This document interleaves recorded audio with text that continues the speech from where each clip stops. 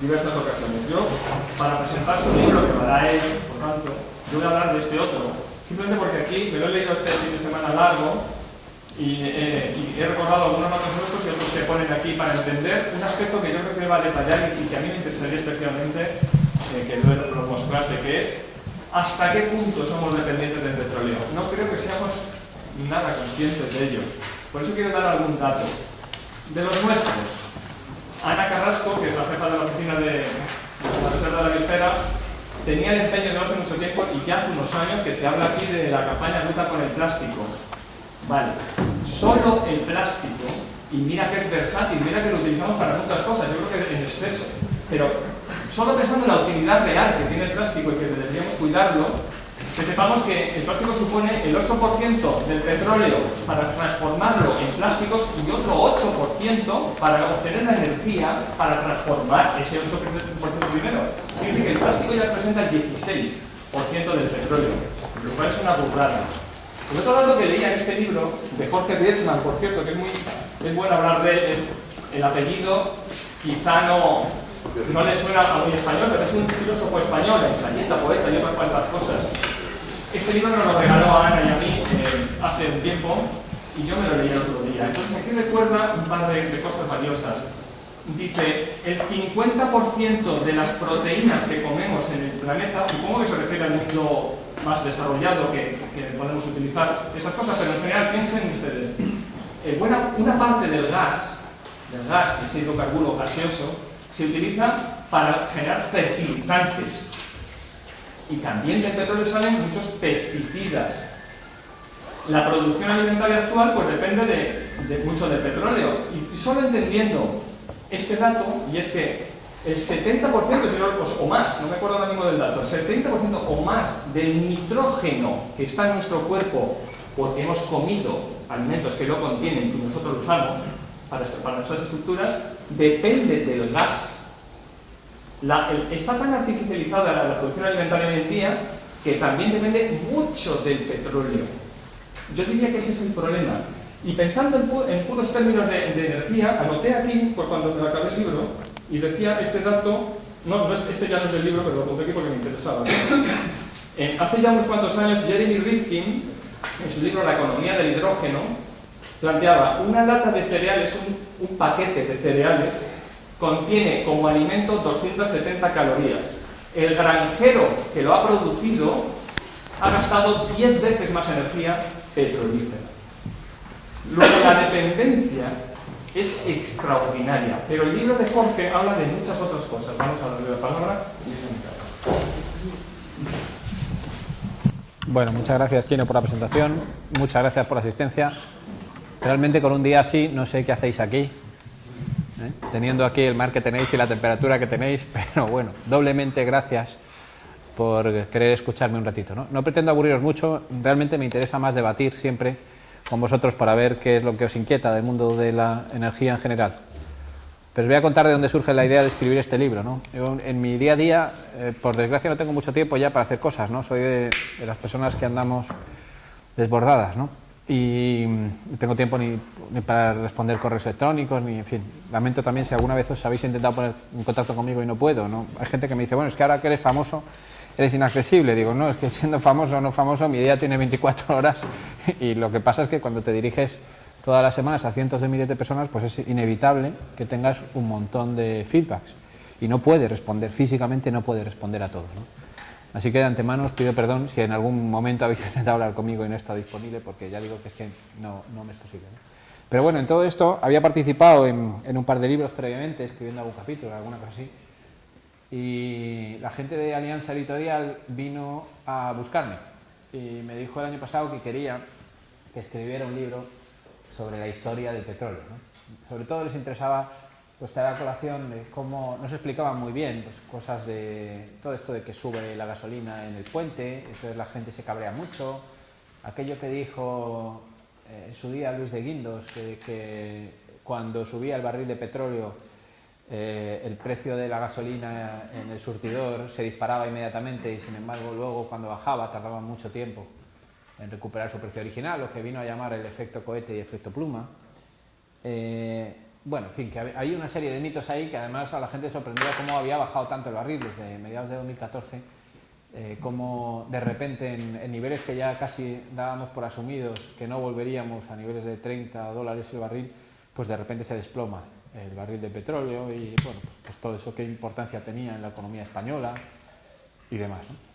Entonces, bueno, a mí realmente cuando me senté con la gente de Alianza les dije, pues me parece un verdadero rollo esto, o sea, no quiero decir, no lo voy a hacer, no lo voy a hacer, salvo que me dejéis contarlo en plan positivo. Es decir, que utilizando el hilo argumental de la historia del petróleo, de cómo nos hemos enganchado a un recurso fósil, ¿no?, que está presente en toda nuestra vida, en casi todo lo que nos rodea, pues cómo realmente en un tono optimista podemos contar cómo desengancharnos de él, ¿no?, y contar las soluciones que hay y también las que han sido pretendidas soluciones y realmente, bueno, pues desgranar por lo menos sucintamente por qué no lo son, ¿no? Y eso es lo que intentaba hacer en el libro, ¿no? Hacerlo de una forma lo más sencilla posible. ¿Qué tal? Muy buenas. La verdad es que los medios de comunicación sí que me han enseñado a hablar de una forma más coloquial, he olvidado muchos tecnicismos. En algún caso, el otro día hablaba con Mame Mendizábal, la presentadora de Más vale tarde de La Sexta, que me decía que me iban a quitar el título por lo que estaba haciendo en el programa de Ana Rosa, de la competencia en Telecinco, ¿no?, de Ana Rosa Quintana, ¿no? Y le decía, ya, y lo que he hecho yo contigo, ¿no? Aquí también, ¿no? Eso no cuenta, ¿no? Pero en fin, lo digo un poco de plan jocoso, porque, mirad, ayer, por ejemplo, ayer estaba grabando una cosa que saldrá, que emitirá el viernes de la semana que viene, hemos hecho en La Sexta columna, en el programa bueno, que hacen de los viernes por la tarde de La Sexta. En principio, si no hay ninguna urgencia, la semana que viene van a hablar sobre el autoconsumo de electricidad, ¿no? Y ayer hice una cosa rara también, que es que me he inventado una amiga imaginaria y por primera vez estuve en un plató hablando con alguien que no existía. ¿Vale? Estas son las cosas que me toca hacer ahora, ¿no? Pues eso, era un muñeco, porque luego viene un animador que va a hacer un muñeco, porque le estaba contando al muñeco las posibilidades que tenía de ponerse un panel solar en su casa, ¿no? Y como no existen muchos casos reales en España, pues hemos tenido que construir un muñeco, ¿no?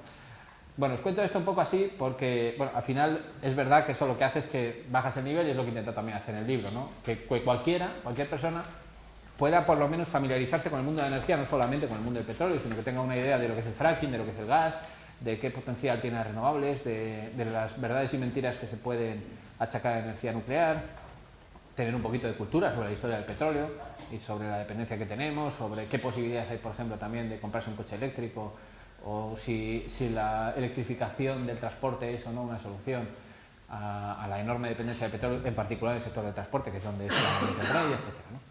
Bueno, pues eso es lo que intentamos, hacer un libro que se pueda leer en poco más de 2 horas y que pues genere una pequeña cultura sobre esto, ¿no? En resumen, os quería contar, por si alguien tenía dudas de esto de en dónde está el petróleo, ¿no? La verdad es que hay varios sectores, ¿no? En el sector de la generación eléctrica, saliendo de aquí, saliendo de las islas, está olvidado.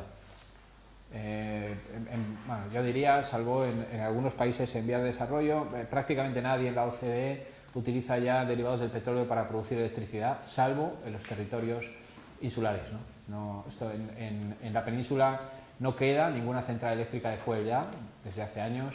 Había algunas que eran bicombustibles que podían funcionar con gas o con fuel, pero ya están, bueno, prácticamente no son competitivas, ¿no? No lo son ahora, lo eran mucho menos con el petróleo por encima de los $100 el barril, ¿no? Con lo cual, bueno, pues esto, digamos, en ese sector es donde más rápidamente hemos abandonado el petróleo, si bien es verdad que lo hemos hecho a costa de, seguir quemando carbón en muchas de las instalaciones. Es verdad que la dependencia del carbón está disminuyendo poco a poco, pero muy poco a poco, mucho menos que la dependencia del petróleo. Y bueno, y luego sobre todo lo que ha ocurrido es que lo hemos cambiado en los últimos 15 años por gas.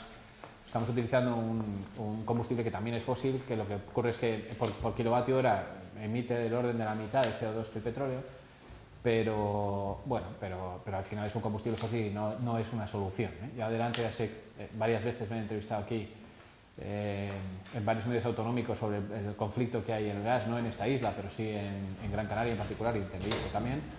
Y bueno, yo os adelanto que no soy partidario del gas como necesario en una transición, pero sí soy partidario de utilizar el gas en el caso de que exista, ¿no? Por ejemplo, en la península en este momento hay una enorme sobrecapacidad de centrales de gas y lo que no tiene mucho sentido es que sigamos quemando carbón y sigamos gestionando residuos nucleares que nos van a costar muchísimo dinero a largo plazo, con centrales además que no cumplen los requisitos post-Fukushima de seguridad, mientras que tengamos centrales de gas paradas, ¿no? Esto a mí, desde luego, no me parece razonable y esto también lo explico en el libro, ¿no? Porque creo que el gas puede jugar un papel en la transición, subrayo puede, ¿vale? No, desde luego, eso es una justificación para invertir en gas, ¿no? Esto lo decía también muy bien Rifkin, ¿no? No tiene sentido invertir en la segunda revolución industrial cuando ya estamos en la tercera, ¿no? Pues esto es exactamente lo que implica invertir en gas cuando tenemos tecnologías ahora mucho mejores, ¿no? Bien, pues os decía, aparte de eso y del transporte que aludía antes, que en el transporte es el gran rey, en el petróleo, más del 90% de todo el transporte mundial deriva del petróleo, bien sea gasolina, diésel, queroseno, etcétera. Aparte de eso, resulta que, bueno, pues es verdad que tenemos alguna familiaridad con los dichosos plásticos, ¿verdad? Que a Ana le preocupan tanto, y con razón, ¿no? No solamente, lo digo como ejemplo de aquí de la isla, ¿no? Pero efectivamente, ¿no? El problema de contaminación del mar y demás de los plásticos, ¿no? Bien, pero os voy a citar alguna cosa más, ¿no? Las gomas, las fibras, resinas, disolventes, embalajes, cuberterías, botellas, ropas, alfombras, pañales, billetes de banco, contienen petróleo, cables, todo tipo de cables, películas, ventanas, tuberías, medicamentos, insecticidas, aerosoles, mecheros, pinturas, etcétera, etcétera, etcétera. Esto lo suelo decir, ¿no? Miremos a donde miremos, hay petróleo por todos lados, ¿no? Sí, sí, lo he citado también, ¿no? Los medicamentos. Bueno, al final somos petróleo dependientes, no cabe la menor duda, ¿no? Nos hemos acostumbrado a vivir con petróleo, hay que reconocer que eso nos ha permitido un desarrollo económico no visto antes. El desarrollo económico se ha multiplicado por 60 en los últimos 200 años, cuando si uno mira históricamente lo que ha sido el desarrollo de la humanidad, pues prácticamente ha sido constante en los años anteriores, con lo cual es evidente que eso ha permitido una mejora de las condiciones de vida, entre otras cosas, por ejemplo, abordo nada más empezar una cifra que me parece muy relevante, que es que en este momento, si no dispusiéramos de otra fuente de energía y volviéramos al siglo XIX, para vivir en las condiciones en las que estamos viviendo, en España necesitaríamos 71 esclavos cada uno para mantener solamente nuestro consumo energético actual.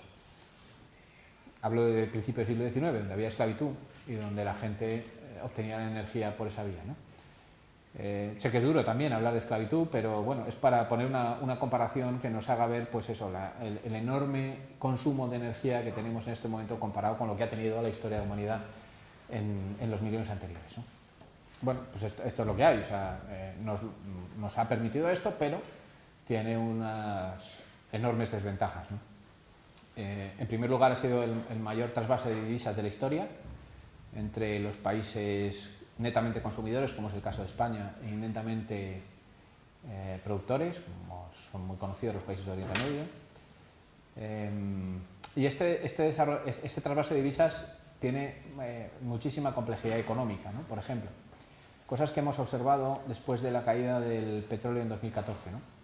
Resulta que, claro, los países productores de petróleo empiezan a tener divisas internacionales, y esas divisas, ¿qué hacen con ellas? Bueno, por varias razones, ¿no? Pero lo primero que hacen es invertirla en los países de origen. Son grandes accionistas de las empresas cotizadas en los países de la OCDE, ¿no? Y claro, lo que ocurre es que cuando baja el petróleo y se quedan sin efectivo para mantener su ritmo de vida allí, en muchos de estos países, por ejemplo, el propio consumo de petróleo está fuertemente subvencionado y bueno, gran parte de los consumos de la población. ¿Qué ocurre? Que necesitan caja y como no la tienen, ¿qué hacen? Venden sus acciones y al vender desploman las bolsas, lo cual a su vez provoca un problema en la economía. Esto al final lo que lleva es a una teoría de que el petróleo tiene una banda de fluctuación límite, por ambos sitios, o sea, por arriba, si sube mucho, empieza a perjudicar a las economías netamente dependientes de petróleo como la española, porque no podemos competir, no podemos fabricar a precios competitivos debido a los costes energéticos. Pero por otro lado también, si baja mucho, lo que ocurre es que también se hunde nuestra economía debido a que los países que tienen las divisas nuestras las venden y entonces hunden las bolsas que tenemos, ¿no? Bueno, o sea, que es un problema, digo, a nivel macroeconómico bastante complicado. En muchas entrevistas de estas de presentación del libro me han preguntado sobre ello, ¿no? Y me han dicho, esto es un poco naif, ¿no? De creer en esto de la desaparición del petróleo por esto, ¿no? Por las enormes consecuencias económicas que tendría, ¿no? Y bien, y por eso lo que hablo es de esa banda y que esto tiene que ser una transición gradual, ¿no? Que nadie piense que podemos eliminar el petróleo desde un día para otro, ¿no? Hablando de dependencia energética, por cierto, de España, para que tengáis una idea de cifras, España ha llegado a tener un consumo neto de energía en divisas del orden de 45.000 millones de euros anuales. Esto supone más o menos lo que, no ahora, pero sí antes de la crisis, antes del año 2007, lo que ingresaba España por turismo, los ingresos netos por turismo, ¿no?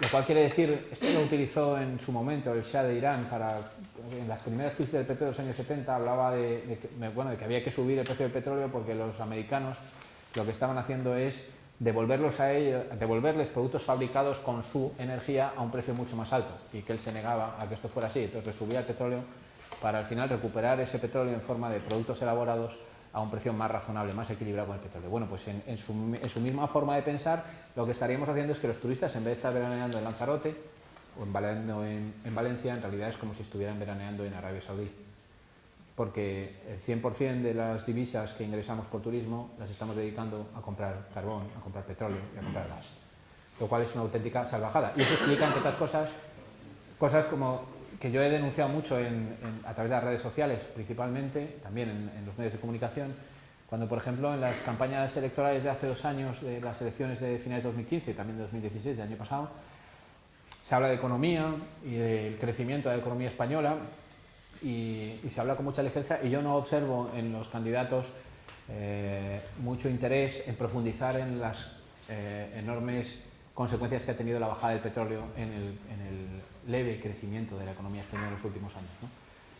Es más, el petróleo explica solamente la bajada del petróleo de 2014 hasta principios del año pasado, explica cerca de 1/3 del crecimiento de la economía española. Es decir, la economía española en 2015, en 2016, en 2015 ha crecido del orden del 3% al 3,1%, de no haberse producido una cosa que no depende del gobierno español, depende de terceros, que es la bajada espectacular del precio del barril. En vez de crecer al 3, habría crecido al 2.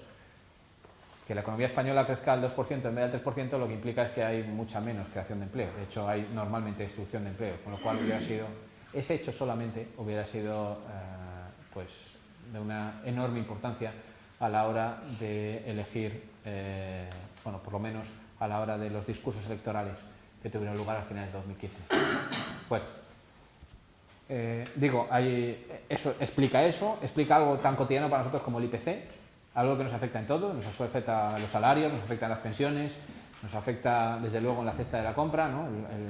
el gran IPC. Bueno, pues en España, si escogéis las series de IPC, observaréis que a veces la economía española, digamos, es muy extrema.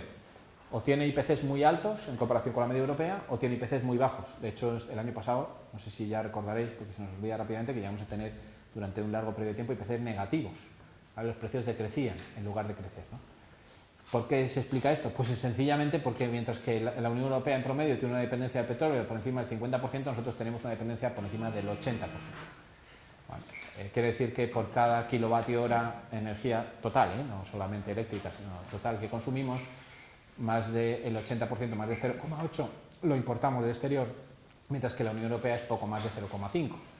Lo cual quiere decir que cuando sube el petróleo, a nosotros nos afecta un montón, que es lo que está pasando ahora, por eso el IPC ahora está disparado, y cuando baja el petróleo también lo notamos mucho más que los demás, ¿vale? Pero claro, esto es un juego que no controlamos, es un juego que, como suelo decir yo, se decide en un taxi, en las reuniones de la OPEP, que son los que fijan cuál es el precio del barril, ¿no? Por tanto, bueno, pues yo creo que la debilidad, por eso también, la Unión Europea, fijaros, con una dependencia energética del 54%, considera que una de las enormes vulnerabilidades de la Unión Europea en su conjunto es precisamente la dependencia energética, pues no digamos cuando se supera el 80%, como es el caso de España, ¿no?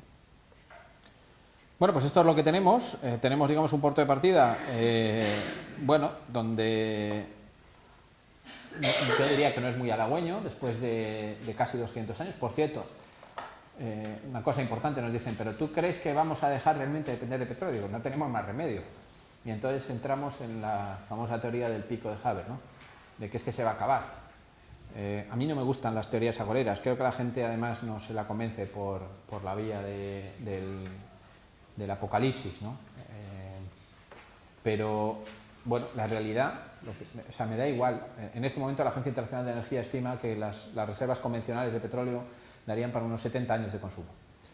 Pero es verdad que se van descubriendo nuevas reservas, algunas mejoran de grado, se han utilizado los ingenieros, hay economistas que dicen que a los ingenieros se nos da tiempo y dinero y somos capaces de hacer casi cualquier cosa, ¿no?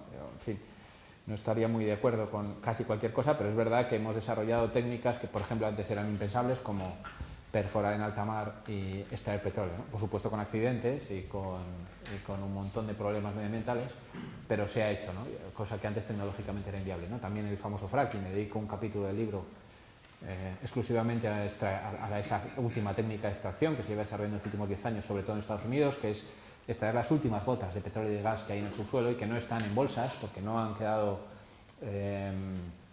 digamos, confinadas por una capa impermeable, sino que han quedado dispersas en un territorio. Lo que hacen es inyectar ahí agua a presión con arena y con un montón de productos químicos para, bueno, pues para extraer esas últimas gotas, ya digo, de petróleo y gas que quedan, ¿no? Bueno, pues todo eso es verdad que aumenta ligeramente ese plazo de consumo, pero a mí me da igual. O sea, hay que tener en cuenta que al final estamos hablando de un periodo de tiempo de, pongamos que en vez de 70 queden 100, que queden 200 años, da igual, en un periodo de poco más de 200 años, pongamos 300, nos habremos dilapidado las reservas que han tardado cientos de millones de años en formarse en la Tierra, ¿no? Por tanto, lo que hemos hecho es pues vivir un Matrix durante una serie de generaciones, que a efectos de las generaciones, de lo que estamos hablando, me da exactamente igual que sean 10 o que sean 12. No creo que sea relevante, ¿no? Ni las generaciones anteriores al siglo XIX pudieron tener nuestro nivel de vida porque no habían tenido esa capacidad, ni las generaciones posteriores lo podrán tener sencillamente porque no tendrán petróleo suficiente. Esto por un lado. Por otro lado es que además sabemos que tenemos un problema que yo creo que es el gran problema al que nos hemos enfrentado como especie, que es el del cambio climático. Es decir, es que además sabemos que al menos tenemos que dejar 2/3 de las reservas conocidas del petróleo bajo el subsuelo si no queremos que la temperatura media se incremente por encima de los 2 grados, es decir, que la concentración de gases de efecto invernadero supere el límite fijado por el panel de expertos de cambio climático, ¿no?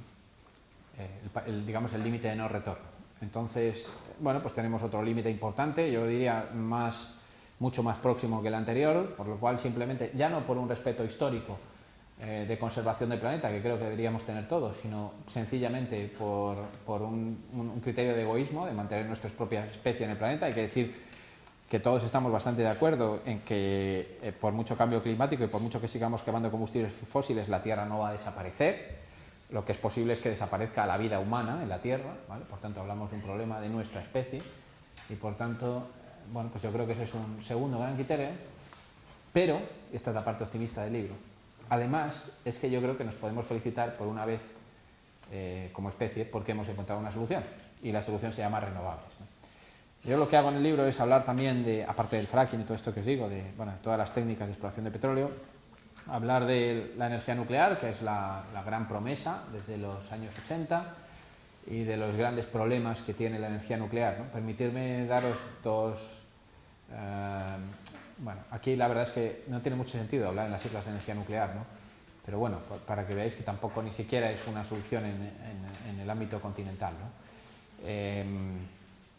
Ahora además es un tema de mucha actualidad. Yo creo que en los próximos 2-3 años van a ser críticos, desde luego, para el futuro de la energía nuclear en España. Y no sé si seguís un poco la prensa, pero hay un conflicto entre Endesa y Iberdrola que está sacando a la luz un montón de trapos sucios de energía nuclear, ¿no? Pero hay dos problemas básicos ahora mismo con la energía nuclear, ¿no? El primero de ellos es el seguro de responsabilidad civil en caso de accidente. Las centrales nucleares españolas cubren en este momento 750 millones de euros de responsabilidad civil máxima en caso de accidente. Y hay gente, quizá en nuestro día a día, que nos parezca 750 millones de euros, nos parece una cifra importante, ¿no? Bien, Fukushima en poco más de 5 años ya lleva gastado más de 100.000 millones de euros, solo en poco más de 5 años, y todavía no saben el tiempo que les queda, ni siquiera para controlar la radiación que hay dentro de los reactores fundidos, ¿no? O sea, es decir, estamos permitiendo que una actividad de alto riesgo no cubra sus riesgos, sino que socialice sus riesgos, ¿no? No sé si sabéis, pero TEPCO, la propietaria de Fukushima, está intervenida por el Estado japonés desde hace tiempo y la mayor parte de esos 100.000 millones de euros han venido de los contribuyentes japoneses, ¿no? Un país con un Producto Interior Bruto como el español no podría permitirse ni un solo accidente nuclear, porque lo llevaría a una crisis pues bueno, durante decenas de años. ¿Vale? Y eso, ya digo, lo permitimos. Es como si permitiéramos que la gente fuera en el coche por la calle con un seguro de responsabilidad civil por atropello de 10 euros. En caso de que te atropellaran, te pagaran 10 euros y nos pareciera bien. Pues es esencialmente el mismo problema. 750 millones. Y en segundo lugar tenemos el problema de los residuos, que es el que está saliendo a la luz en este momento, ¿no? Fijaros que el gobierno español a finales de 2012 creó una ley donde impuso una serie de cargos a las centrales nucleares adicionales a los que ya existían para que contribuyeran a la gestión de residuos a largo plazo. Y lo que están denunciando ahora las eléctricas, en particular Iberdrola, es que esos cargos no son suficientes, o sea, les hacen inviables, hacen que las centrales nucleares no sean rentables. Eso es lo que están diciendo en este momento.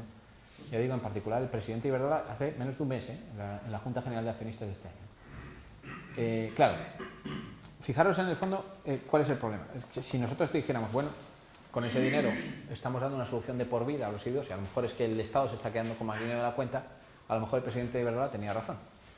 Pero resulta que el Tribunal de Cuentas, no Jorge Morales, ni Greenpeace, ni Ecologistas en Acción, ni nadie, el Tribunal de Cuentas en España auditó a Enresa, que es la sociedad pública que tiene la obligación de gestionar los residuos nucleares en España.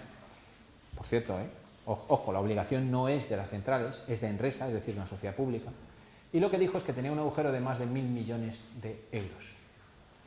Y lo curioso además es que Enresa tiene un plan de gestión de residuos radiactivos, en este caso el último, que es el sexto plan, que ya tiene más de 5 años de vida, que lo que dice solamente llega hasta el año 2080, creo que es 2087 o algo así. Que alguien también puede decir, hombre, de aquí a 2087 estaremos, la mayoría de los que estamos aquí, calvos, ¿no? Veo gente joven que igual no, pero la mayor parte sí. Bien, sí, es verdad, nosotros sí, pero es que el problema es que los residuos nucleares seguirán siendo peligrosos al menos hasta el año 12.000. Claro, con las escalas de magnitud de la energía nuclear no nos hacemos la idea. Entonces a mí se me ocurrió un día decir, bueno, y hace 10.000 años, o sea, si van a seguir siendo peligrosos dentro de 10.000 años, hace 10.000 años que hacía gente en este planeta. Y claro, la gente se estaba pegando con aquello de que a veces tirabas algo y lo enterrabas en el suelo y salía una planta. Hace 10.000 años la humanidad estaba aprendiendo lo que era la agricultura. Y nosotros les vamos a dejar residuos altamente peligrosos a las generaciones de dentro de 10.000 años. Y resulta que la sociedad pública que gestiona los residuos radiactivos de las centrales nucleares en España en este momento no tiene dinero para llegar a dentro de 60 años. No de 10.000, sino de 60 años. Esta es la realidad de lo que hay, ya digo, insisto, del Tribunal de Cuentas en España, ¿no? Por tanto, lo que es cada vez más evidente es que la energía nuclear no es viable. No es viable. La única central que se está construyendo, bueno, que se ha licitado en los últimos años todavía en el ámbito de la Unión Europea, que es la central de Hinkley Point C en el Reino Unido, ha tenido que garantizar el Estado, bueno, es el gobierno del Reino Unido, ha tenido que garantizar 130 euros el megavatio hora a 30 años, garantizar en un país que se dice superliberal, ha tenido que garantizar un precio a 30 años para que el gobierno francés, a través de su empresa nuclear, y el gobierno chino, a través de su dinero, de sus divisas, se hayan decidido a financiar un proyecto. Claro, o sea, igual os suena también los 130 euros el megavatio hora, ¿cómo está? Bueno, mira, va a haber una subasta en España de energía renovable el próximo día 17, dentro de 2 semanas. Ayer estuve haciendo números sobre esto porque tenemos un cliente que nos ha encargado que los hiciera, pero os anticipo que los números de los que estamos hablando de la energía solar en España en este momento están por debajo de 40 euros el megavatio hora. Es rentable la energía solar a menos de 40. Y la energía nuclear nueva, de nueva construcción, se está ofertando a 120 en el Reino Unido y además con los mismos problemas de pólizas de seguro de responsabilidad civil y de inviabilidad de la gestión de los residuos nucleares, ¿no? Por tanto, yo lo que digo en el libro, esto contando un par de cosas de estas, si os he contado casi más de lo que dice aquí, ¿no? Es, en el tema nuclear es, por favor, paremos las conversaciones de café. Yo estoy muy harto, yo en mi pueblo, cada 2x3, hay alguien que me ha visto por la tele o en la radio, no sé qué, y me dice, hombre, pues es que no sé qué está defendiendo, si aquí lo que había que hacer es dejarse de historias y poner todo central nuclear y decir, pero tú sabes lo que dice Chiquillo. No tienes ni idea de lo que estás diciendo, ¿no? Entonces, bueno, al final, es verdad que he tardado igual 3 o 4 minutos en contarlo, pero yo creo que son cosas fundamentales, ¿no? Joder, que la gente lea, lo que dice el Tribunal de Cuentas, que lea lo que es la ley de seguridad civil en materia de responsabilidad nuclear, etc., ¿no? Bueno, total, que ya digo, no podemos estar orgullosos de la energía nuclear, por mucho que le pese a Einstein, la verdad es que nos ayuda mucho, la mecánica cuántica ha sido fundamental y la relatividad también, pero yo creo que en el ámbito energético pues, ha tenido muchos problemas que a día de hoy no hemos sido capaces de superar, ¿no?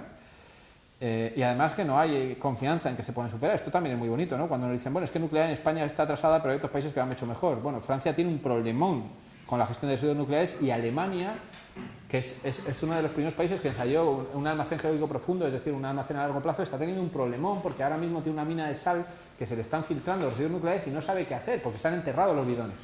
Y no saben si es peor la solución de desenterrar los bidones o dejarlos que sigan filtrando radiación a la atmósfera, ¿no? O sea, hay un problemón técnico de primer nivel en este momento en Alemania, ¿no? Por tanto, es que no hay solución conocida al almacenamiento a largo plazo y, por supuesto, al reprocesamiento de residuos nucleares que nos llevan prometiendo desde hace más de 30 años y que no ha avanzado en los últimos 30 años, por muchos miles de millones de euros que se han metido en esos proyectos, ¿no? Por tanto, ya digo, esas no son las soluciones, la solución, y por lo que nos felicitamos, es por las renovables, ¿no? Y las renovables en particular por 2 tecnologías, por la eólica y por la solar. ¿Por qué?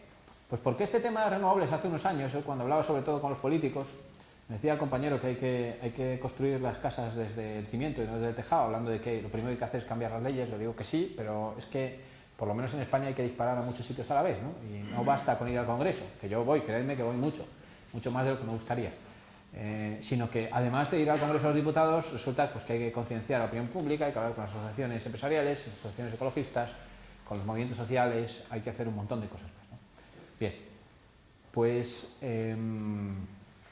digo que hace 5 años solamente, había un dilema en el ámbito político, porque se les decía hay que apostar por las renovables y, bueno, pues esto, en España además es un país un poco especial en esto en Bruselas no me ha pasado nunca, pero aquí es lo que llamamos un país sandía, que se considera que el que es verde por fuera es rojo por dentro, es decir, que el ecologismo se asocia a movimientos de izquierda. Digo que esto aquí en España nos parece bastante natural, pero en el resto, por lo menos de Europa, lo que yo conozco, no es así. No necesariamente el movimiento ecologista es de izquierda, si es de sentido común, ¿no? De hecho, hace no mucho leí un libro que me llamó la atención, no recuerdo cómo se llama esta chica, de una de las asesoras del gabinete de Moncloa, de José María Aznar, que decía esto. Y yo dije, madre mía, vamos bien, ¿no? Vamos bien, porque efectivamente que ella considere que era así, que el tema del ecologismo era una cuestión de sentido común, pues va bien orientado. Quizá lo que pasa es que esta gente pasa lo mismo que Soria, que creo que ahora estaba defendiendo las renovables, ¿no? Quizás se dan cuenta un poquito tarde de las bondades que tienen algunas cosas, ¿no? Pero bueno, en fin, yo me felicito en todo caso de que la gente cambie de criterio, aunque sea después de tener los puestos de responsabilidad, ¿no? Bueno, a lo que voy, que sé que os gusta mucho Soria y que hable de él. El tema es que, bueno, ha habido un desarrollo espectacular en los últimos 5 años que hace que el dilema que tenían hace tan solo 5 años los políticos, que era apostar por las renovables, pero aguantar el peso que suponía justificar, y ojo lo que voy a decir, justificar los precios que se pagaban esas tecnologías a partir de las externalidades evitadas, es decir, a partir de los costes medioambientales y sociales que no estaban incorporados en los precios de los combustibles fósiles. Claro, tenían que justificar, porque viene diciendo la propia Agencia Internacional de Energía, el Fondo Monetario Internacional viene diciendo que las subvenciones a los combustibles fósiles son varias veces las subvenciones a las renovables y no pasa nada. Eso nadie tiene que justificar las subvenciones a los fósiles, pero sin embargo, desde el ámbito político era un problema, era un hándicap importante, ¿no? Ya sabéis que las renovables han sido las culpables de toda la subida en el precio de la luz en toda la historia mundial, por supuesto muchas desde que existían las propias renovables, ¿no? Bien, entre otras cosas, ¿no? Entonces, pero es verdad que allí dentro se vivía como un problema desde el ámbito político, siempre se ha vivido así. Bueno, pues resulta que 5 años después esto no ocurre. Resulta que hoy en día montar un parque eólico o montar un parque solar se puede justificar simplemente por precio. Esto que os decía antes de energía solar por debajo de 40 euros, energía eólica por debajo de 50 en este momento en España. Claro, ninguna tecnología en este momento es capaz de producir a ese precio. Hablaba antes del gas. la gran panacea que hemos encontrado en los últimos 15 años para sustituir al petróleo en generación eléctrica. Bien, el gas, en este momento estamos pagando en España más de 100 euros el megavatio hora. Y tenemos eólica por debajo de 50, insisto, y solar fotovoltaica por debajo de 40, ¿no? Entonces, bueno, ahora mismo ya no tienen excusa, ya no hay que justificar externalidades. No hace falta poner encima de la mesa los beneficios medioambientales y sociales indiscutibles que tienen a su favor las energías renovables respecto a las fósiles, porque salen los números. Por tanto, ahora es el momento de acelerar realmente la transición energética. Pero claro, surge un problema.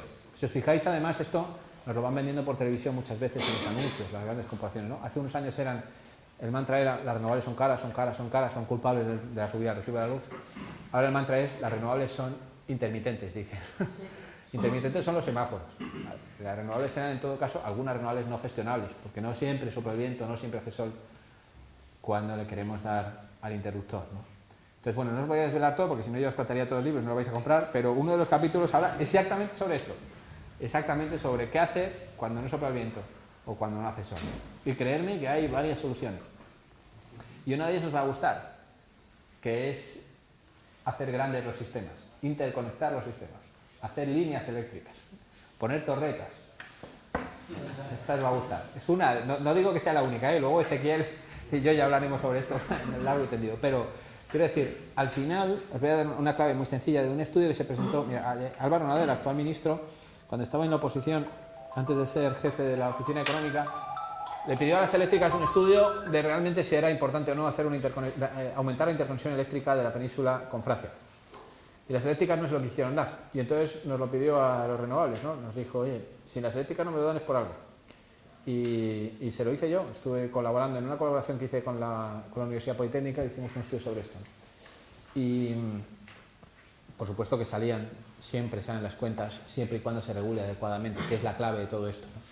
Una interconexión siempre es beneficiosa para ambos sistemas, insisto, siempre y cuando se regule adecuadamente los intercambios comerciales que va a haber en ambos sistemas, ¿no?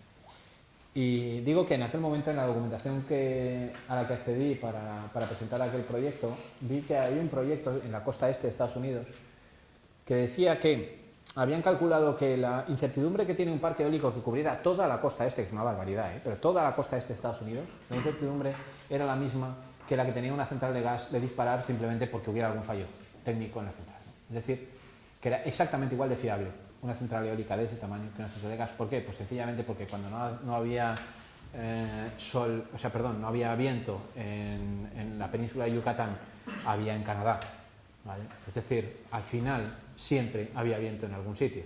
Esta es la clave de la interconexión, al final, eléctrica en los sistemas, ¿no? Cuanto más grande es un sistema, menor es la incertidumbre a la hora de predecir la energía solar y energía eólica. Insisto en que es solamente una de las aproximaciones al problema de la no gestionabilidad de renovables, ¿no? Hay más, ¿no? El almacenamiento es otro de ellos, que sin duda está revolucionando el mundo. El tema de las baterías está teniendo un avance que solamente es comparable con los ordenadores por un lado y las renovables por otro. Es decir, para que tengáis una idea también, en los últimos 10 años el panel fotovoltaico se ha abaratado en un 90%, en los últimos 4 años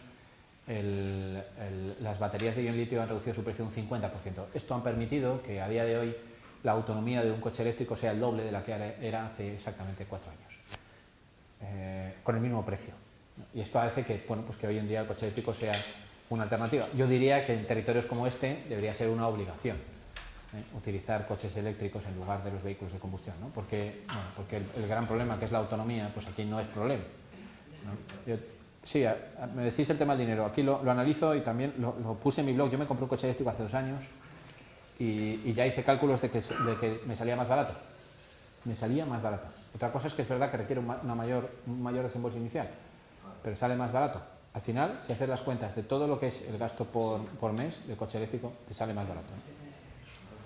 No, bueno, lo digo, dices, bueno, ya, pero no tengo los 30.000 euros que hay que tener para invertir en el coche eléctrico, ¿vale? Al final te lo vas a gastar en los 10 años. La cuestión es que te lo tiene que financiar un banco si no los tienes. Pero al final te lo vas a gastar, ¿no? Es increíble. La mayor parte de la gente no sabe cuál es el coste de propiedad de un vehículo, ¿no? Que supera ampliamente los 500 euros al mes en muchos de los casos, cuando uno considera el coste de inversión inicial, más los costes de combustible, mantenimiento, averías, etcétera. Pero bueno, o sea, quiero decir que al final, bueno, por supuesto que también abordo que ese no es la solución, ¿eh? También es una transición. La solución es un cambio de movilidad que haga más accesible a las ciudades, un mucho mejor desarrollo del transporte público, un fomento de la bicicleta, en fin. Hay otras soluciones, el car sharing y el carpooling, es decir, compartir un coche. Sabemos que los coches los estamos utilizando la mayor parte de la población menos de un 10% del tiempo. No tiene ningún sentido que tengamos un aparato ahí que utilizamos menos del 10% del tiempo. Es una cosa que se ha convertido casi en cultural, pero que podemos prescindir de ella claramente, ¿no? Lo que pasa es que yo soy partidario de cosas prácticas y a la mayor parte de la gente, igual en este entorno no, como dice Mario Sánchez Herrero, que creo que ha venido por aquí también alguna vez, el profesor de Economía de la Universidad, creo que es Carlos III en Madrid, ¿no? O Complutense, no sé, bueno. Me dice que muchas veces cuando estamos en reuniones dice, perdón, yo me confieso, los que estamos aquí tengo coche, ¿no? Porque igual los foros en los que nos movemos son foros de gente muy concienciada medioambientalmente y que efectivamente no tiene vehículo en propiedad. Pero la mayor parte de la población, desde luego a la que yo me dirijo en los medios de comunicación, no le puedo decir que la solución es que cambien el modelo de ciudad y que utilicen mucho más el transporte público y que se desplacen andando, que es mucho más sano. Porque la gente eso lo que me dice, dice, este tío es un friki, pero no me escuchan, o sea, eso no lo procesa. No sé si habéis tenido esta sensación muchas veces, pero es como hablar como una pared. Entonces, sin embargo, si yo a la gente que se ha comprado un coche ahora porque es rojo y porque le gustan los faros, le digo que hay un vehículo eléctrico nuevo que tiene una pantalla de la leche, lo muestro en televisión, lo ven que es como chulo, y dicen que, y además les digo que les sale más barato, resulta que pasan por ahí. Y es como un primer paso, por lo menos que pasen, en fin, que reduzcan su contaminación, su huella de carbono un 80%, solamente de lo que es la inversión en el coche eléctrico. Luego pasaremos a un segundo nivel, que es que luego, a mí esto me pasó, fijaros, fue muy curioso. Estábamos en un debate en televisión, en el programa de Rosa Quintana en Telecinco, y no sé si conocéis a Arcadia Espada, enseguida salió, no, eso es una barbaridad, el coche eléctrico no funciona, no sé qué, eso cuántos, tal y cual, y yo estaba allí diciendo, Arcadia, vamos a ver, que lo tengo hace 2 años, que no tengo ningún problema, que nunca me he quedado sin batería, que me cuesta 12 euros al mes la luz, la energía eléctrica consumida, 12 euros, tú cuando pagas 12 euros de gasolina, etcétera. Estaba con todo esto y de repente sale Ana Rosa y dice, sí, y además es que no hay que hacer eso, lo que hay que hacer es lo que hago yo, que es utilizar el Car2Go. El Car2Go en Madrid es el servicio de alquiler de coche eléctrico, ¿vale? Que se alquila por minutos, ¿no? Claro, aquello me dio, o sea, subió muchísimo mis posibilidades de haber ganado el debate, dado que la propia presentadora se posicionó en una alternativa mucho mejor que la mía, que era utilizar, y ella sí que es una prescriptora de opinión de verdad, ¿no? Utilizar un vehículo compartido en lugar de un vehículo en propiedad, ¿no? Pero bueno, insisto, que vamos poco a poco, yo soy partidario de las soluciones prácticas y me parece que el coche eléctrico es una excelente transición hacia una menor dependencia de petróleo, ¿no? Así que, resumiendo y acabando ya poniéndome a disposición de lo que me queráis preguntar o de lo que queráis hablar conmigo, o me lo queréis criticar, por supuesto, también. Bueno, he escrito este libro, no sé si escribiré alguna más, porque supongo que cuando me jubile no tengo mucho más tiempo, pero lo he escrito con esa ilusión de tratar de hacer llegar a la ciudadanía en general, sin conocimientos energéticos, lo que son las claves de lo que está pasando en un momento crítico, pero un momento crítico para bien, en un momento de transición muy importante, donde la velocidad es clave por el problema del cambio climático principalmente, pero donde se está produciendo una transición a nivel mundial y que pase lo que pase, ningún político, sea Trump, sea Rajoy o sea quien sea, la va a parar. La pueden ralentizar. Insisto que el tiempo es muy importante y tenemos que luchar para que sea lo más corta posible, pero no la van a poder parar. Muchas gracias.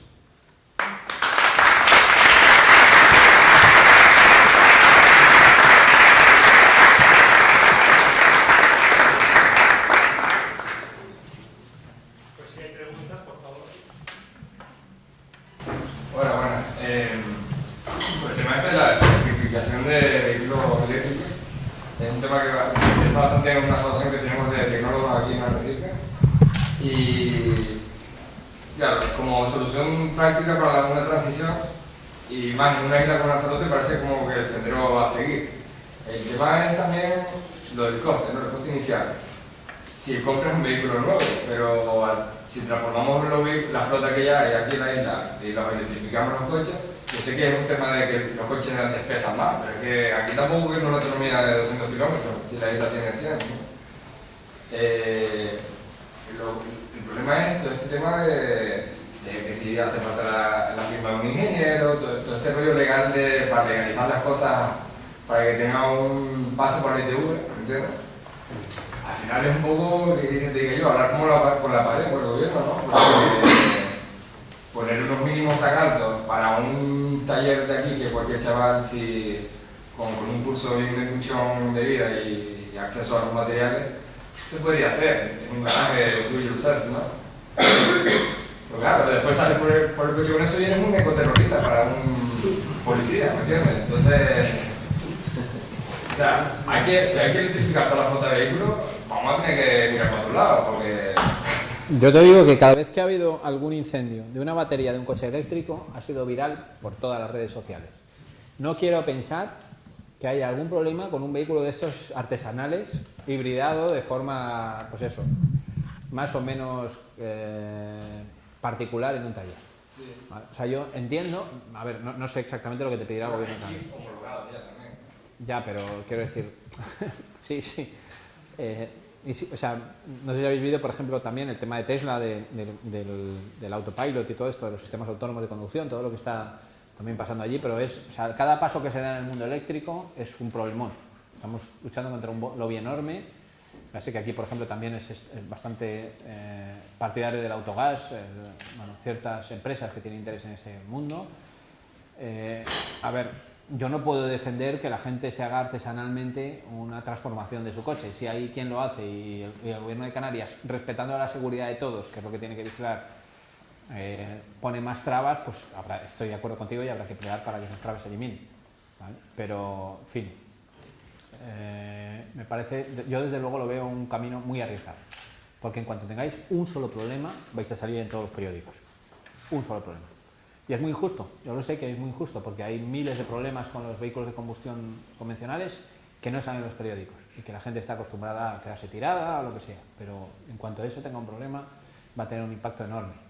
¿Vale? Entonces, no digo, insisto, no digo que no haya que hacerlo. Yo, en fin, yo toda la gente que está animada a hacer cosas por el cambio energético, la apoyo. Ahora, veo que es difícil, desde luego. No esperéis que yo lo defienda en un medio de comunicación masivo, por ejemplo, porque lo veo primero que no está al alcance de todo el mundo y segundo que tiene problemas de seguridad importantes que en algún momento determinado pues pueden dar al traste con muchas soluciones, ¿no? Eso sí. Bueno, enhorabuena por la conferencia, ha sido muy significativa y clarificadora de un montón de cosas, ¿no? Por el que luego con esos festivales de ambiente también, la Engaya y tuvimos también una mesa redonda, bastante, y lo sabes, que es bastante importante, ¿no? Energía alternativa, un nuevo modelo energético, estaba también el señor Gallego, ¿cómo se llama, no? No sé cómo será él, ¿no? Cote, Romero. Cote, una mesa, este hombre de Bilbao, no sé cómo se llamaba, pero... Aitor. Aitor. No, el nombre mayor, ¿no? Que estuvo también ahí. Bermejo. El Goyerno, sí. Bueno, gente, se debatió, fue muy interesante el 2012.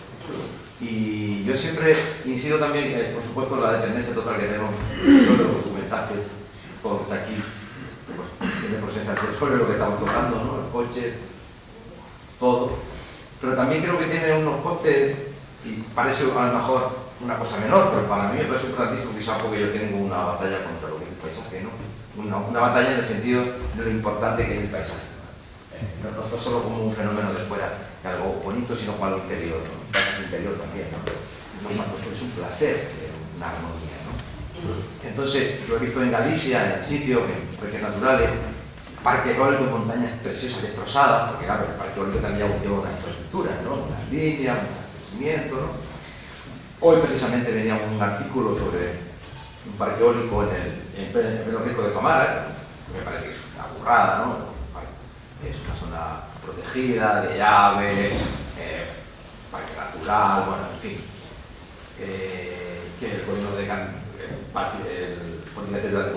Canarias ha denegado el permiso, ¿no? Pero están ahí, no es de gas natural Fenosa, ¿no? Al final casi siempre estos parques suelen ser, al final la gestión la llevan grandes empresas, al final prácticamente seguimos dependiendo igual del petróleo y todo se queda ahí un poco en la red. Entonces, me parece importante también el impacto ambiental que tienen estos parques a gran escala, ¿no? Y sobre todo en sitios tan frágiles de territorio como puede ser Lanzarote o diferentes islas, ¿no? Como el Sierra de Biosfera, como algunos sitios con un paisaje super frágil ilimitado, como la península, que hay territorios enormes en Aragón, en Castilla-La Mancha, ¿no? Eso sería una cosa, y otra cosa para acabar ya sería también que los costes medioambientales que suponen también hay que ir yo abogaría por el autoconsumo. A mí me parece una buena, aunque el gobierno ahora parece que lo penaliza, ¿no? Cuando otros países no. Es una cosa curiosa, ¿no?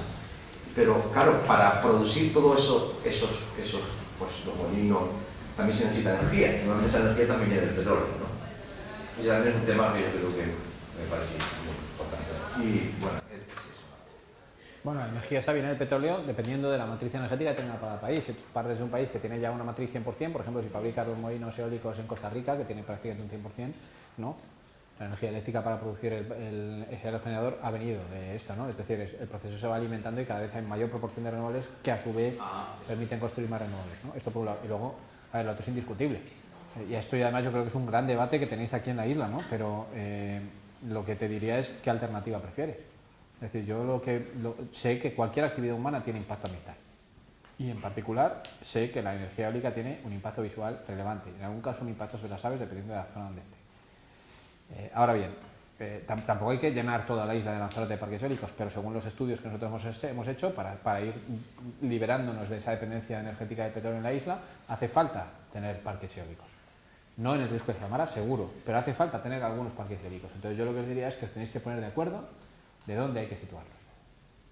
Esta es la cuestión. Es decir, salvo que me presentéis otra alternativa, que me digáis, mira, es que en vez de eólica, yo tengo una tecnología que me va a solucionar esto y que no tiene impacto ambiental y está probada. Porque otra cosa que hemos hecho aquí, cuando hablábamos Quino y yo hace rato sobre esto, cuando hemos presentado el estudio que he hecho aquí, el 3IDS, ¿no? La empresa de Gran Canaria que ha hecho el estudio sobre viabilidad de penetración de renovables aquí, hemos hecho con tecnología actual probada internacionalmente. ¿Para qué? Para que sea indiscutible desde el punto de vista técnico. Para que ningún tecnólogo de ninguna parte del mundo pueda venir a decir, no, es que ustedes han inventado ahí una tecnología que vamos a ver si funciona porque no hay hecho no sé qué. No, mire, esto está probado masivamente y funciona. Entonces, si tú me dices que, oye, que es que tenemos otra tecnología con menor impacto ambiental que permite sustituir a la eólica, yo te digo, vamos a empezar con ella. Pero solamente, desde luego, solamente con fotovoltaica no llegamos. Por poner un ejemplo. Y solo con fotovoltaica sobre cubierta, menos. Esto es un problema. Hablábamos antes con los compañeros de Menorca que han venido también para la reunión de mañana de Reserva Biosfera. En Baleares a mí me consta, voy mucho también por allí y allí tienen un problemón también con esto. En Mallorca en particular, porque además allí se están intentando hacer promociones de grandes parques solares. No como aquí, que todavía no han empezado. Y hay una discusión importante sobre el uso del territorio allí, para decir qué hacemos. Y yo creo que todo el mundo está de acuerdo en que habría que priorizar la instalación solar sobre cubierta. Todo el mundo vamos a estar de acuerdo en eso. Pero una vez que se prioriza eso, luego ¿cómo seguimos? Entonces, ¿Y el autoconsumo por qué no? Bueno, porque el autoconsumo, que es la instalación solar fotovoltaica sobre cubierta, básicamente la que está despegando hoy en día, tiene un límite, porque no permite cubrir el 100%. Este es el problema. Entonces, bueno, pero me parece, el debate es uno de los grandes debates que tenemos ahora, y sobre todo en territorios con mucha limitación, como es el que es este, y que estoy totalmente de acuerdo que viven de su paisaje. Claro, exactamente, que es la principal riqueza de este territorio, es el paisaje. Es el gran territorio que sí, totalmente de acuerdo, pero ahora también es verdad que hay consumo de energía en ese territorio. Entonces, ¿cómo lo hacemos? Pues habrá que cortar la zona. Bueno, pues eso, habrá que ponerse de acuerdo de dónde se ponen, pero no se puede decir, oiga, no a la eólica. Es que, no en todas partes. Claro, yo me acuerdo cuando aquello de no al petróleo, que estuve por aquí también, que decía no al petróleo, estaba con Ezequiel en la historia aquella que montamos, ¿verdad? Y que vinimos un montón de gente aquí, no al petróleo, pero sí a las renovables, ¿os acordáis de aquello, no? Porque se trataba de una alternativa. 2012. Claro, no era decir no al petróleo, pero seguimos quemando más petróleo que nadie. Eso no tiene mucho sentido. Decirle a Repsol que no venga aquí a perforar, pero nosotros sí, que perforen en otro sitio. Pues si hay un accidente, ¿no? También ocurre que resulta que pueden poner a lo mejor 5 o 6 parques eólicos y seguimos quemando combustible para la energía, ¿no? Bueno, depende. Vamos a ver. Perdón. Sí, pues no monopolizamos, vamos a hablar un paso, pero que entendáis en todo caso que mañana habrá una sesión de consejo donde se pondrá en marcha el proceso de deliberación ciudadana que se quiera a partir de la aprobación el 24 de octubre de 2014 de una comisión ciudadana, digamos, una comisión asesora para que estas cosas se discutan y desde luego sí que existe la voluntad de ordenar la implantación de los dispositivos, porque claro, efectivamente que depende mucho del paisaje. ¿Qué piensas? Hola.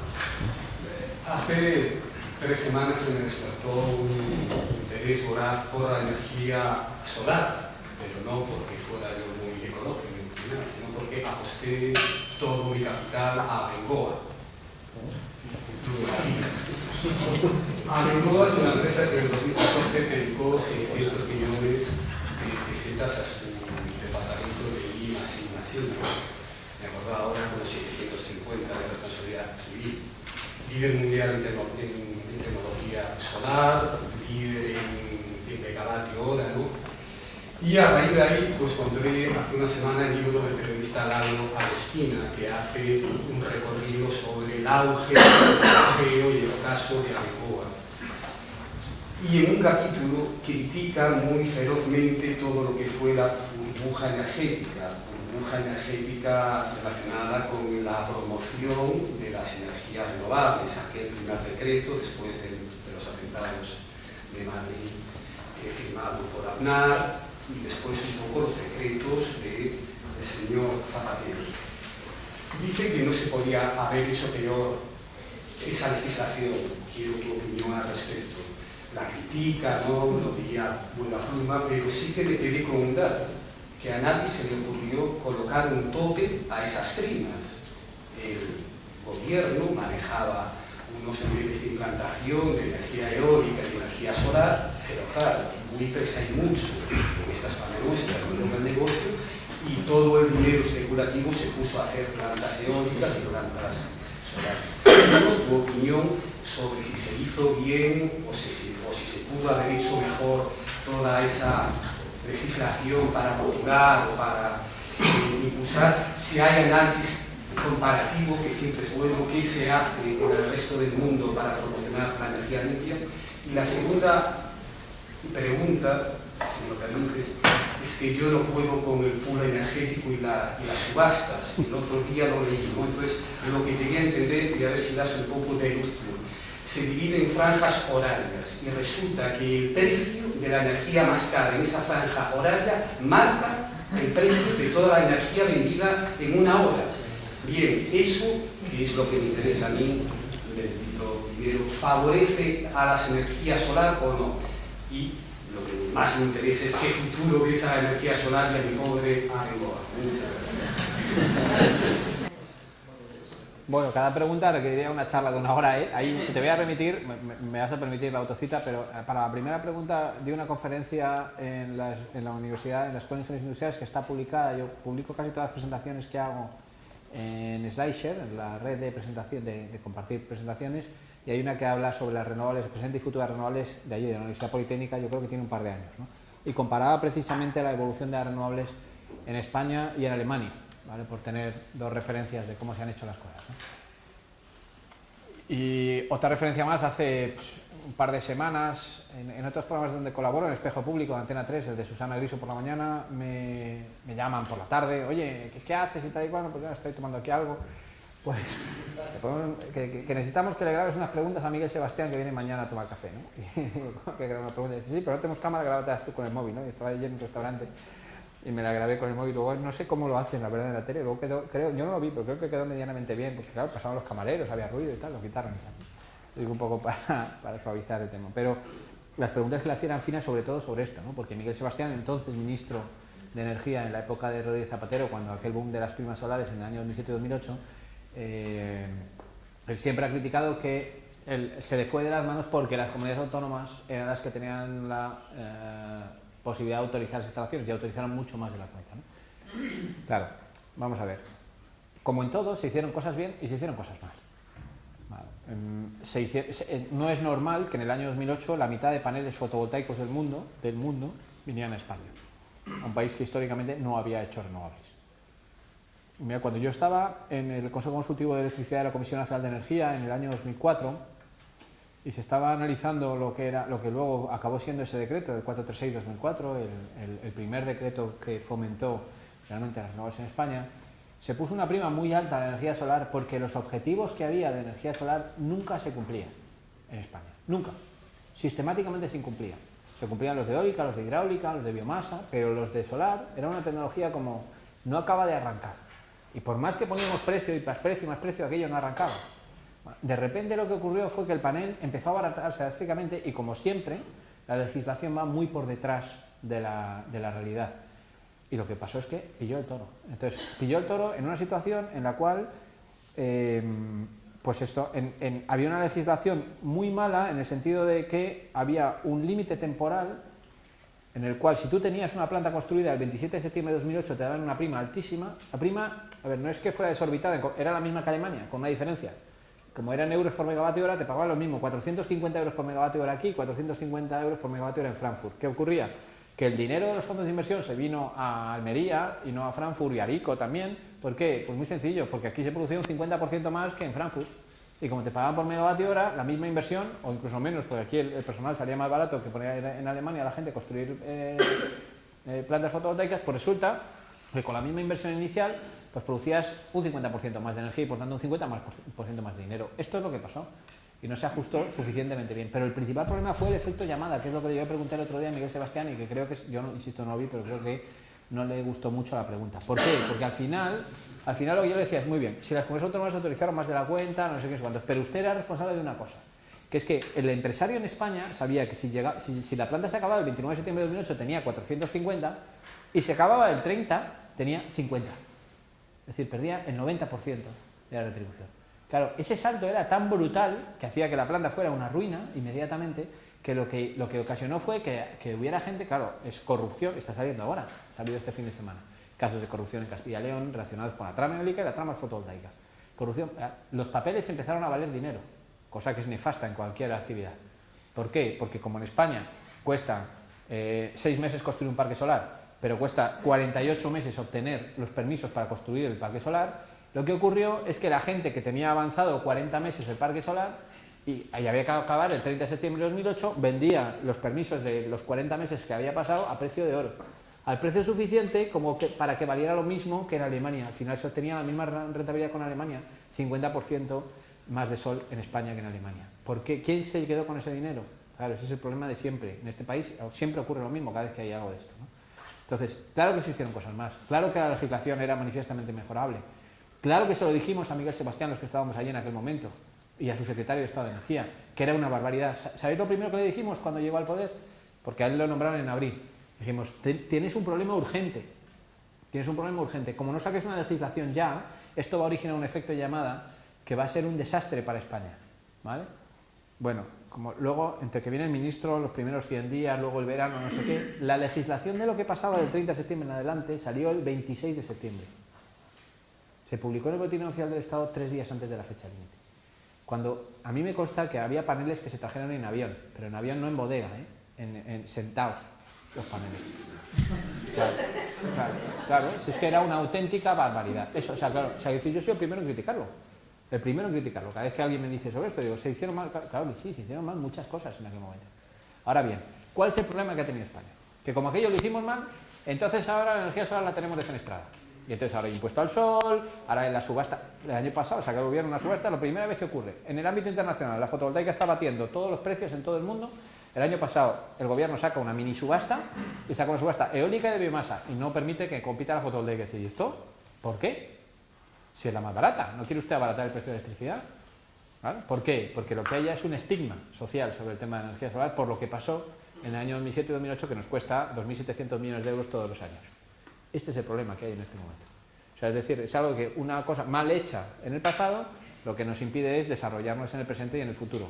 Algo que yo suelo poner con el ejemplo de pagarle al chaval la carrera hasta la última asignatura. Y cuando le falta la última asignatura le decimos que ya no le vamos a pagar la asignatura, que se vaya a Alemania. Y claro, el chaval se paga el solito de su trabajo en Alemania y luego lo que hace es que trabaja en energía solar en Alemania. Es exactamente lo que está pasando en la energía solar. Las empresas españolas, las que quedan, las pocas que quedan, están sobreviviendo instalando energía solar en el resto del mundo. No en España, porque hay un estigma social y además político contra la energía solar en este momento, ¿no? Por tanto, ahí hay un problema.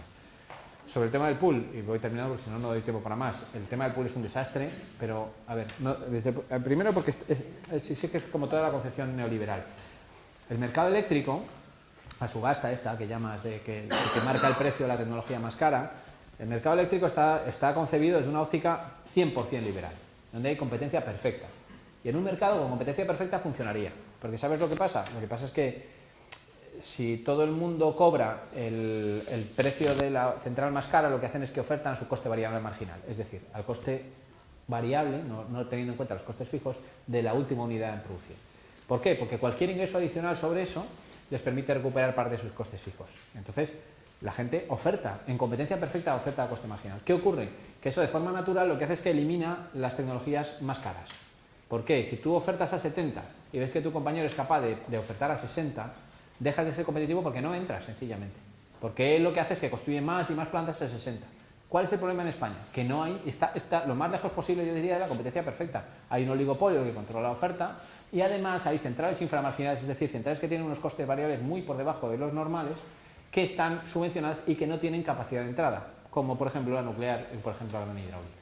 Nadie puede competir en España porque no hay más sitios para hacer presas, sobre todo como se hicieron las que se hicieron en la época de la dictadura, y además tampoco se pueden construir nuevas centrales nucleares por razones obvias. Entonces, claro, ¿qué es lo que ocurre? Que esas centrales permiten que una empresa de tu competencia, esto lo dije en un programa de televisión de Jordi Évole y me costó el único aviso de querella criminal que he tenido. Porque dije lo siguiente, fijaros, dije, hay una empresa, no voy a decir el nombre por si acaso, porque están grabando, pues ya tengo aviso de la consejera delegada de la empresa, pero dije, hay una empresa que es mucho más grande que las empresas españolas a nivel internacional en el mundo del gas, ¿vale?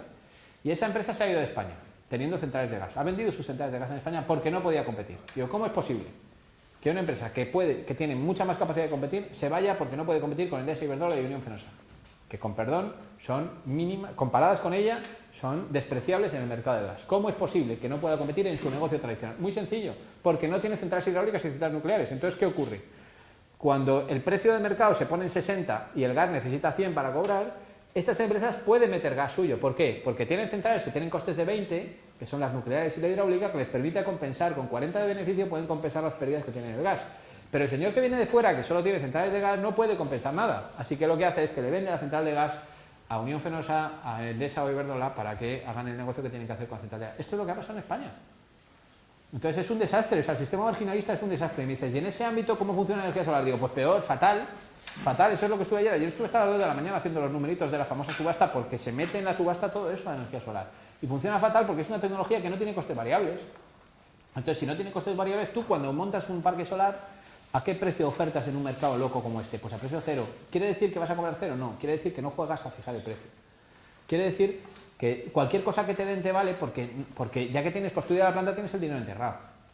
Entonces, ¿cuál es el problema? El problema es un juego del oligopolio. ¿A qué precio te van a dejar el oligopolio ofertar? ¿O qué precio van a ofertar ellos si te van a fijar? ¿No? Y ese es un problema, pero un problema que tenemos en todo el ámbito de toda la Unión Europea porque todos los mercados son iguales. Y estamos peleando en la Comisión Europea, en la nueva directiva, para esto, para sacar a las renovables de ese mercado marginalista que no tiene ningún sentido. ¿Vale? Pero es uno de los grandes problemas que tenemos en este momento. Pero ya te digo que no funciona bien. ¿Alguna pregunta más? Buenas tardes. En primer lugar, felicitarte por tu exposición, la verdad que me ha parecido brillante y a mí la verdad es que no me has convencido de nada, porque yo estaba convencido de todo. Pero en cualquier caso, agradezco la sencillez de tus palabras y lo bien que las has expuesto, que yo no habría sido capaz. Simplemente también una reflexión. A mí me da la sensación también, yo soy también seguidor del tema de la energía desde hace muchos años. Seguramente hasta antes de empezar con la universidad yo ya había hecho mi curso de especialización en energía solar e incluso hice algún proyectito. Pero a mí me da la sensación, de lo poco que lo voy siguiendo en todos estos años con todos los diferentes gobiernos, que esto, lo voy a decir en plan coloquial, esto es una especie de una carrera de un pollo sin cabeza, ¿no? Que cada vez que llega un gobierno de otro gobierno y otro gobierno, ponen, quitan, y al final el problema es un poco lo que has expuesto tú, el problema es para todos nosotros, ¿no? Y que no sabemos al final qué es mejor, qué es peor, por dónde tirar, y yo creo que el tema de la energía pues debería tener un pacto nacional, tanto que se habla del pacto por la educación, o el pacto por la sanidad, por otras cosas importantes. Entiendo que la energía debería dar lugar a algo que fuera independiente de los cambios de gobierno, puesto que todos vamos a depender de la energía para lo bueno y para lo malo, ¿no? Desde casos de esos que hemos visto, de los mal llamados huertos solares, pero yo creo que eso no debería ser un huerto solar, es una instalación industrial completamente, ¿no? Pues que en algunos casos hemos tenido conocimiento del fraude que había tan terrible que, como el coste que se les pagaba por esa producción venía a ser, no sé, tú lo sabrás mejor que yo, 4 o 5 veces el coste real de mercado, pues ya sabes que algunos de esos huertos solares estaban produciendo electricidad hasta por la noche. ¿Qué es lo que estaban haciendo?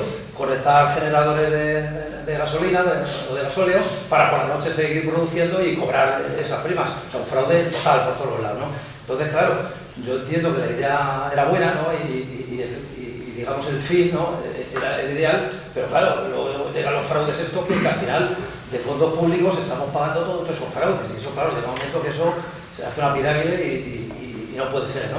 Entonces, ¿no crees que sería también interesante tomarlo desde el punto de vista y ya que la electricidad en España tiene un coste igual, en toda España está regulado y es un coste solidario, que debe estar ahora a 15, 16 céntimos el kilovatio hora, da igual que sea la Isla del Hierro, da igual que sea en Ascó, al lado de la central nuclear, que ahí prácticamente sería gratis, entiendo que por solidaridad de todo el país lo pagamos todos exactamente igual, y eso que sabemos que en algunas zonas de España debería costar 5 o 6 veces el precio real que estamos pagando, ¿no? Entonces no sé si estás de acuerdo conmigo, ¿no?, de que deberíamos tratar de que esto ya no fuera un tema político y que fuera un tema técnico, porque nos jugamos, como tú muy bien dices, pues nuestro futuro incluso como país.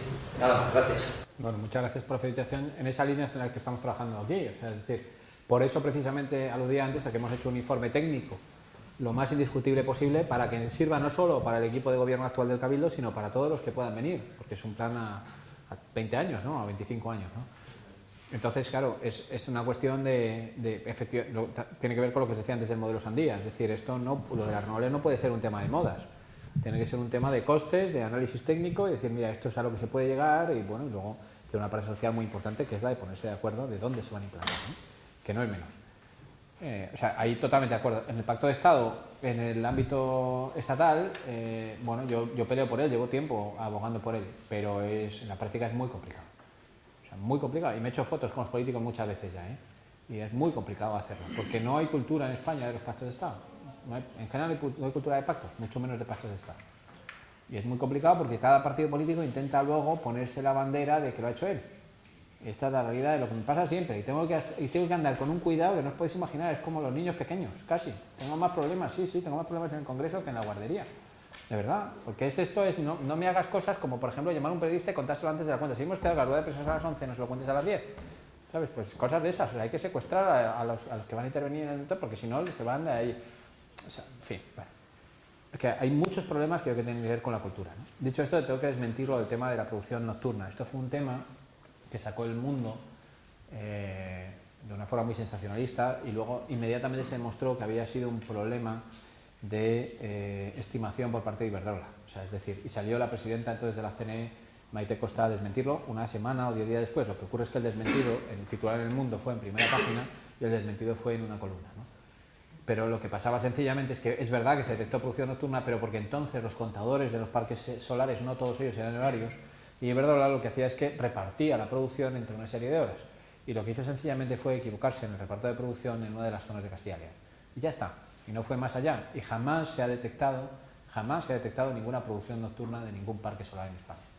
¿Vale? Esto, bueno, quiero decir para que lo sepáis, que es una confusión que me he encontrado varias veces porque lo publicó un periódico de tirada nacional, pero que inmediatamente se desmintió, ¿no? Ahora, dicho esto, es verdad que ha habido otro tipo de fraudes que tienen más que ver con la corrupción, que estaba hablando antes, ¿vale? Es decir, que no se puede decir ni mucho menos que de hecho, para que tengáis una idea, mira lo que hablaba antes, del orden del 20%, de los costes de la inversión inicial que se hizo en España en energía solar en el año 2007 y 2008, nos la podíamos haber ahorrado porque fue dedicada exclusivamente a pagar trámites administrativos. Y los papeles en ningún país deberían valer dinero. Obtener un papel, obtener un permiso, no debería tener un coste económico. Bueno, pues fueron del orden del 20%. Estamos hablando que en aquel momento se invirtió aproximadamente del orden de 20.000 millones de euros en energías solares. Es decir, nos gastamos 4.000 millones de euros en papeles. Esto es en lo que yo trabajo en el día a día para tratar de evitar, para tratar de que no vuelva a ocurrir. Ahora me enfrento, lo declaraba el otro día, lo publicaba el diario.es ayer, nos enfrentamos ahora a esta subasta que aludí antes y yo no he dudado en calificarla como la peor subasta del mundo. Estamos enseñando a la gente a cómo no hacer subastas de renovables, ¿vale? O sea, es decir, volvemos a cometer... Y al final estoy de acuerdo contigo, es un problema de sobrecoste. Es decir, cuando en España podemos pagar la energía solar a 40 euros, en vez de pagar a 40 vamos a pagar a 60. Y esto ya lo venían advirtiendo los alemanes, que hace 3 años hicieron un estudio donde decía, nosotros tenemos un 50% menos de radiación que España, pero tenemos mucha más seguridad jurídica. Y eso al final es verdad que acaba anulando la ventaja de radiación que tiene España. Y por eso no me extraña, y lo he dicho también abiertamente, que el año pasado, en 2016, el Reino Unido instalará 37 veces más paneles solares, más potencia solar que España, en un solo año. Reino Unido, ¿eh? no es que haya más sol en el Reino Unido, es que hay más luces que en España para hacer. Eso, creo que Ana Carrasco quería... ¿No? ¿Sí? ¿Cree que la energía de difusión puede ser viable? Puede ser viable, pero yo la quiero ver. O sea, que esto también hablo en el libro de ello, cuando hablo de energía nuclear, digo, oye, yo si se acaba controlando la energía de fusión no tendré nada que decir sobre ella y seguramente tendrá menos impacto ambiental y será una de las grandes soluciones. Pero yo, insisto, como he otras muchas, ¿no? Yo, por ejemplo, he hablado mucho de la solar y de la eólica, pero aquí también hablo de otras renovables, ¿no? Hay muchas tecnologías que todavía no están a ese nivel de competitividad, pero que son prometedoras, ¿no? Entonces, bueno, si eso se acaba desarrollando y acaba siendo desarrollado a un precio competitivo, estaré completamente de acuerdo. Yo no tengo ningún inconveniente en la energía de fusión. Ya habéis oído mis inconvenientes sobre la de fisión, que no existen en la de fusión, puesto que no tienen los problemas de riesgo de accidente ni tampoco los de residuo. También los de la eólica marina hablan también Es una de las tecnologías en desarrollo, sí. Ojo, además, mira, hace 2 semanas, por primera vez en la historia, hemos tenido un parque eólico marino en el Mar del Norte que por primera vez ha sido competitivo sin primas. O sea, ojo también a esa tecnología porque estaba del orden de un 30 o 40% por encima de la eólica terrestre y a día de hoy ya empieza a competir directamente con la eólica terrestre. Eso sí, en territorios con el mar próximo, ¿no? Aquí en el océano no va a ser tan fácil, ¿no? Pero con plataforma continental y cosas de estas, ¿no? Pero bueno, pero allí están consiguiendo ya niveles de competitividad muy altos en eólica marina también, sí. Una pregunta rápida. Si hay problemas derivados de los países que tienen petróleo, ¿no? Como la OPEP, decía que fijan los precios en el taxi, pero a que se empieza a vender baterías avanzadas va a haber el mismo problema con el litio. O sea, el litio no también es un recurso que está también en ciertos países, incluso... Bueno, es verdad que hay una enorme concentración de litio, también es verdad que el mundo de las baterías, precisamente entre otras cosas por la concentración, está bueno, pues, avanzando en otras líneas de investigación. Hay, por ejemplo, hay una cosa, igual conoces, las baterías de flujo, que también está tirando bastante. Vamos a ver realmente cómo evoluciona en los próximos años. No tanto la escasez del litio, hay que recordar que el litio es el metal menos pesado de todos los que conocemos, es ligeramente escaso, ¿no? O sea, no se puede banalizar tampoco sobre la escasez de litio, porque al final nos acabaremos también cargando las reservas de litio, pero yo pongo un ejemplo aquí, y lo he puesto muchas veces, que es el clásico ejemplo de la panadería, cuando abordo el tema del almacenamiento, es importante, ¿no? Y además es importante también hago esa reflexión cuando hablo del impuesto al sol en España y todo lo que está pasando con el autoconsumo, ¿no? No tiene mucho sentido que yo, que vivo en el tercero, tenga una batería para almacenar el sol, que, bueno, como nunca estoy en casa además, pues normalmente cuando llego ya es de noche y lo que he hecho es, en mi placa solar, lo que he hecho es almacenar la energía durante el día para luego consumirla de noche, ¿no? Eso es lo que hace mi batería en casa. Digo que no tiene mucho sentido porque yo en el bajo de mi casa hay una panadería, que el ciclo que tiene es opuesto.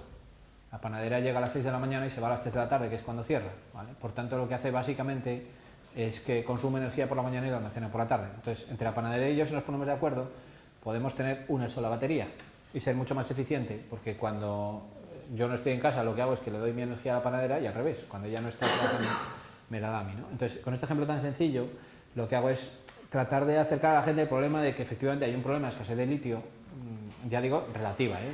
Es un material moderadamente abundante, ¿eh?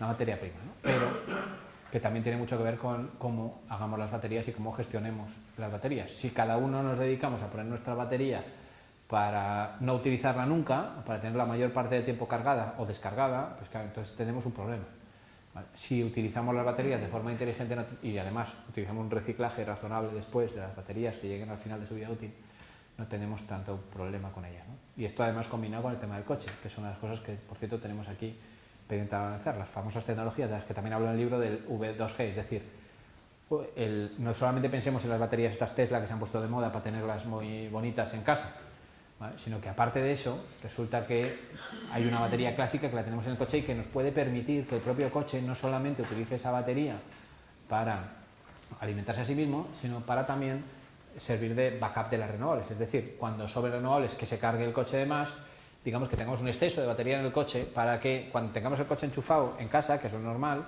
por la noche tiremos de esa batería del coche, ¿vale? Esto estuve en un simposio en Tenerife hace 2 o 3 años y Manuel Fernández, no sé si lo conocéis, del ITER, había hecho el cálculo de que cambiando todo el parque móvil de Tenerife por baterías, por vehículos eléctricos, solo con solar y con eólica se podría cubrir el 100% de la energía total de la isla, de la energía interna de la isla.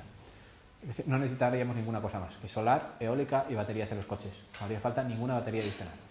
¿Vale? Entonces, bueno, es una reflexión sobre cómo optimizando el almacenamiento también se puede minimizar el uso de recursos, que creo que también es una obligación que tenemos, ¿no? Aparte, insisto, de reciclar, que es importante. Bueno, a mí me gustaría decir... ahí sí que hablar. Una pregunta.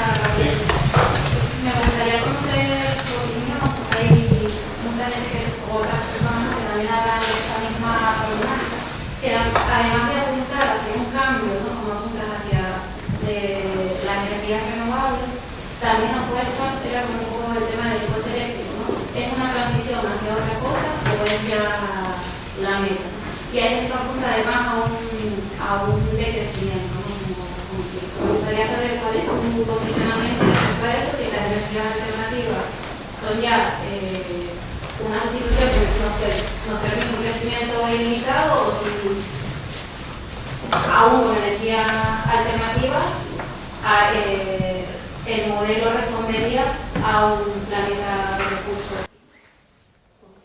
Bueno, yo creo que en un planeta finito el crecimiento ilimitado es necesariamente incompatible. O sea, es decir, ningún crecimiento por mucha energía que tengamos, ¿no? La eficiencia energética es básica, es un pilar fundamental en cualquier plan energético. No se puede pretender alimentar solo con energías renovables y eso, pues seguir creciendo de forma indefinida, ¿no? Pero no solo en energía, ¿no? Y en alimentos y en tantas otras cosas.